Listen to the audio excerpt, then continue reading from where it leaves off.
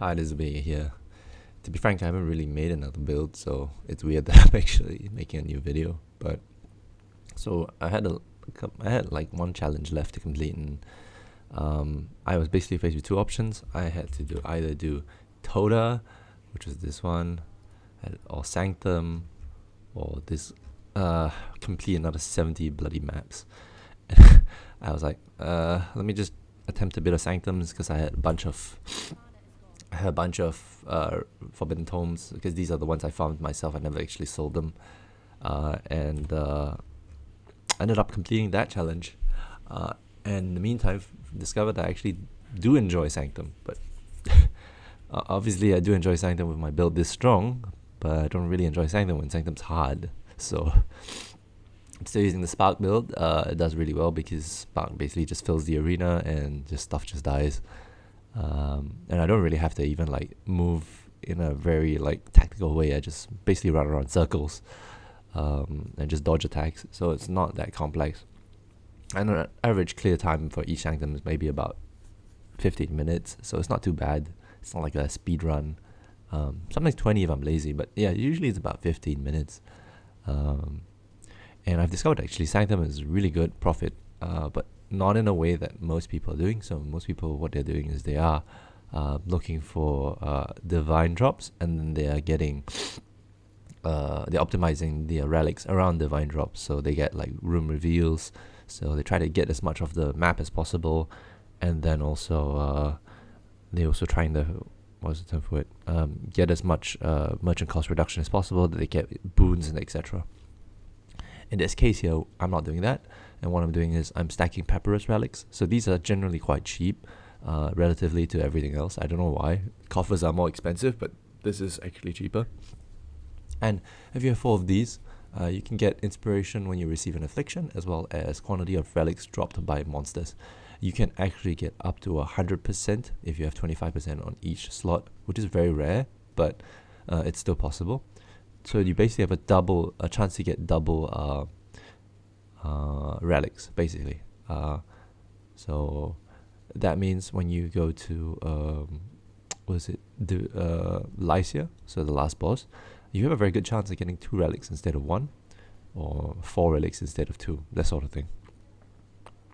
Okay, in this case here, this also benefits guards. So the more guards you kill, the more relics you get, and majority of profit actually is going to come from relics.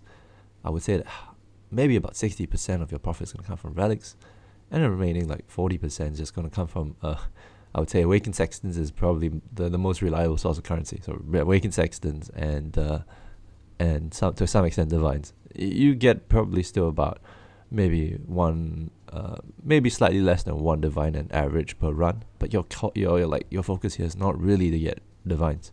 So you don't really have to stress about your map. You just path through the map as fast as possible. And we care about relic drops. So if you drop small relics like these ones, you can actually trade 5 to 1 and try to get an extra room review. If you get 2 extra room reviews, you get pretty good money out of it, because you're basically making relics for the other type of Sanctum farmer, which is to maximize divine drops, right? So all the 2-slot relics, which are these ones, and these ones can drop the room reveals.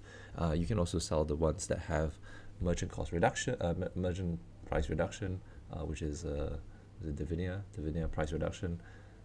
Those also go pretty well. But the biggest money maker is always the unique relics, and I'll show you exactly what unique relics you can get. So it's quite possible to get. Hold up.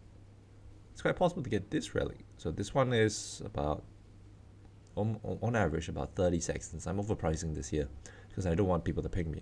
But 30 sextons is about 3/4 of a divine. So when you get these, it's 3/4 of a divine. These are about 75, which is about 1.7 divines. Right. So these two sell very, very well. And are usually almost always the main source of your currency generation, about 50% of it, until you hit this. So when you find this, it's on average now about 89 divines. And because you're just basically just generating relics like crazy, you're eventually going to hit something like this. So it took me about 4 hours of play to get this one, and that's 89 divines right off the bat. So about, on average, like 20 divines per hour, not counting everything else, right? If you count everything else, it's probably about 25, 26. Now, I don't know what the drop rate is on this, so I might be very lucky if my energy is good. But I think if you're doing the Sanctums fast enough and you have double relic drop, you're likely to get this like once every 6 hours, I think. I might be like, you know, I might be ahead of the curve. Anyway, so that's pretty much all there is to it. This is the Sanctum strategy I'm running right now. I'm generating currency for fun. I actually had like 20 divines. I spent it on something else. I think I spent it on this. I'm not sure if I really want to do that build, but you know, I find Sanctum fun enough to do it even without an angle of trying to generate currency for something. So that's